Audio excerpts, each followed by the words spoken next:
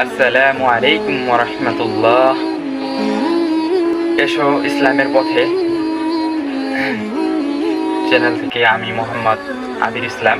আজকে আমরা একটা ছোট্ট দোয়া শিখব। দোয়াটি হচ্ছে দুই সিজদার মধ্যবর্তী সময়ে একটা দোয়া পড়তে হয়, ছোট্ট দোয়া। দোয়াটি হচ্ছে আল্লাহুম্মা গফিরলি ওয়ারহামনি ওয়াহদিনি ওয়াজবুরনি ওয়াআফিনি ওয়ারজুকনি ওয়ারফা'নি। এর অর্থ কিন্তু খুবই চমৎকার।